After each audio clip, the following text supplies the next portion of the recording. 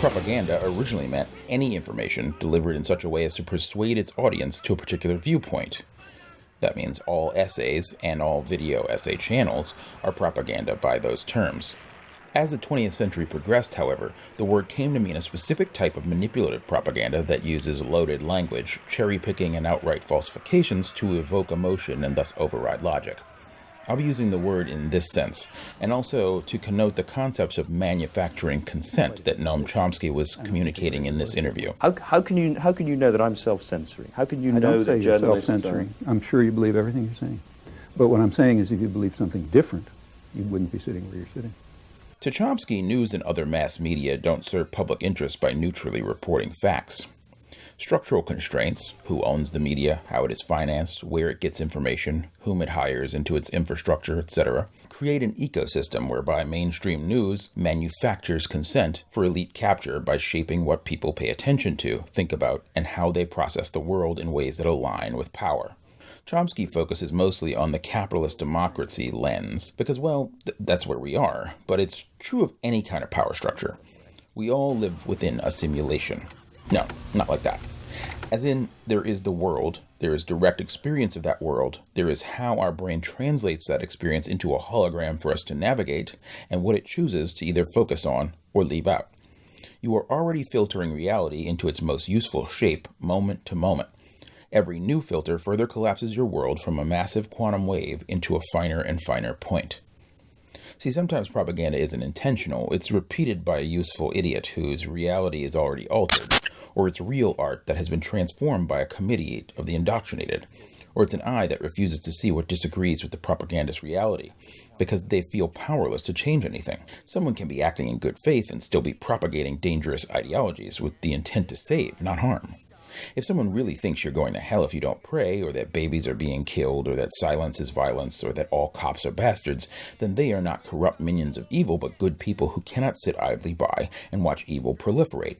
If they happen to be wrong, well, this is done not in a single wave usually, but in steps like a game of telephone where appeasing the dominating culture and its dangerous and narcopathic royalty means self-censorship, and then later those indoctrinated to domination will remove things that do not make sense, e.g. given their conditioning, or that the audience won't understand, e.g. given their indoctrinated understanding of themselves and their dominator viewpoint as normal. If religion is how information spreads, then that information will be edited and tailored to support that religion's view of reality, first purposefully by elite propagandists, but eventually and more commonly in a subconscious way by those who live within that propagandist simulation, and further so by an audience that will filter what they are given into what they expect.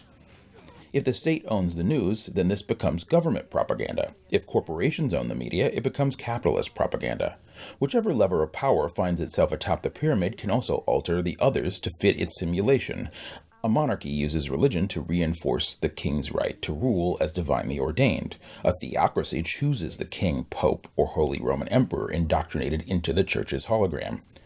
In dictatorships, the state controls religion and business and answers to their prime minister or president. Fascism converts religion into a business, the state into a religion, and business into government. Its people into the chosen servants of the company, its leader into a CEO pope, a postmodern deconstruction of the nation-state.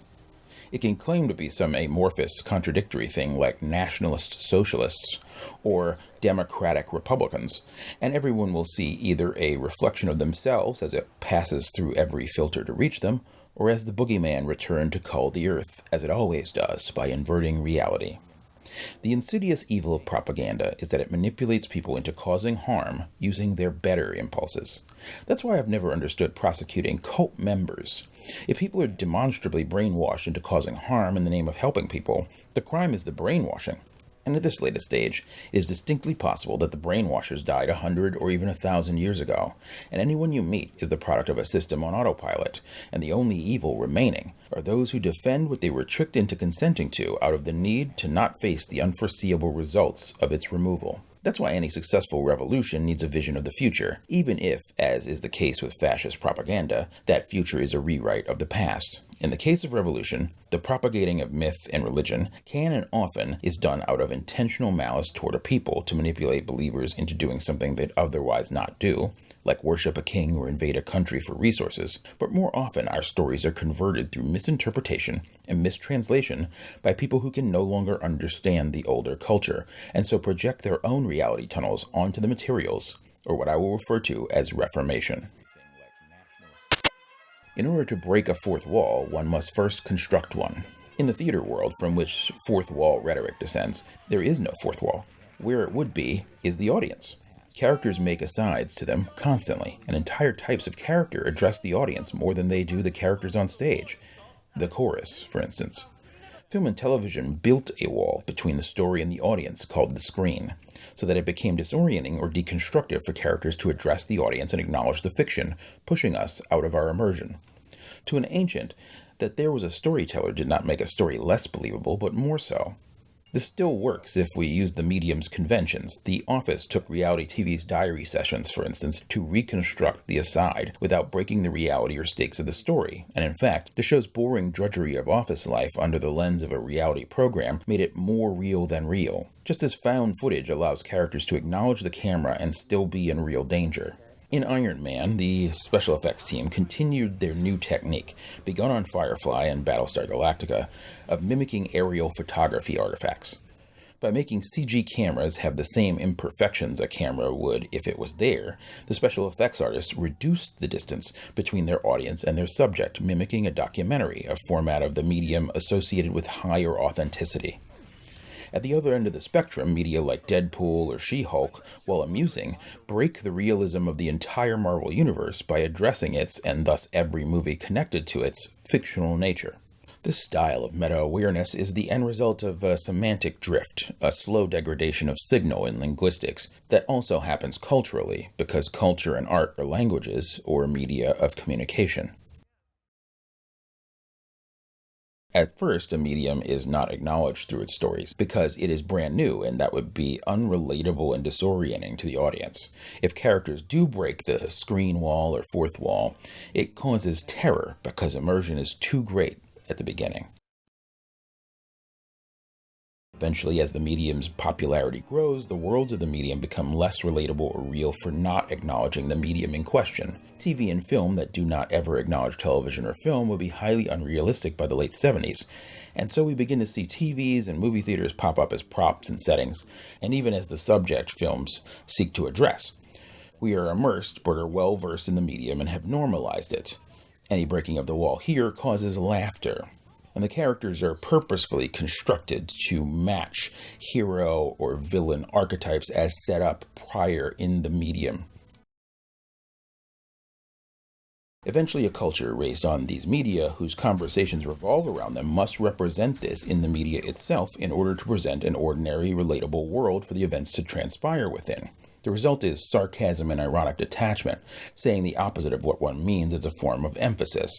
By the 2000s, an astronaut landing on a swamp planet and remarking on it as if he had never heard of such a thing would be unrelatable and place that story in an alternate universe, and the home viewer would see it as a ripoff of Star Wars at any rate.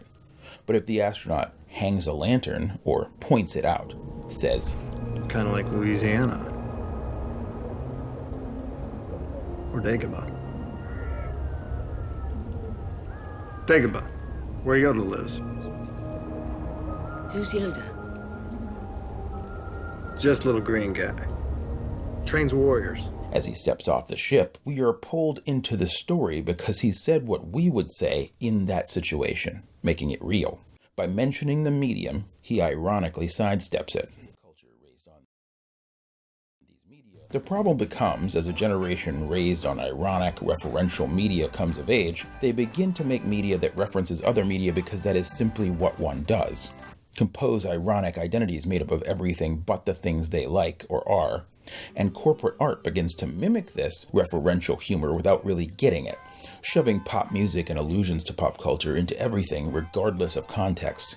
Suddenly, characters who have no way of knowing human pop culture reference it for audiences too young to catch the reference in a way that doesn't really stand alone. The end result is that the forms of the classical period now communicate their opposing content. These children, in turn, raised on humor based on what to them was random gibberish and ultra-literate in the medium itself, will make media that participates in and relies on chaos and gibberish to entertain themselves. In some ways, this era of pure creativity resembles the classical era prior to self-awareness, with one key difference. There is very little actual communication being had, other than a competition for who can better deconstruct the medium. No substance, only form. Literacy in the medium will then shrink to classical levels because there is nothing to be read into. Really stand alone. Someone sensing all this chaos will then try to reform it by re-establishing the deconstructionist references as if they were the original idea, taking the inverted gibberish literally, essentially rebooting history. This is the essence of Reformation, someone who doesn't get the point trying to bring things back to basics. The result is full inversion. By restoring symbols from their ironic stage without a sense of irony, the symbols mean the opposite of what they were intended to. The meaning of symbols in the classical period is usually self-evident. A tree means nature, that sort of thing.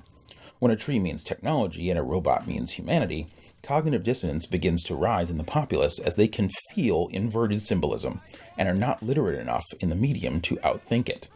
Thus, semantic drift creates reformers who, in the process of trying to save a culture, utterly annihilate it. Reformations are, like building a fourth wall subconsciously in order to break it, a hat on a hat.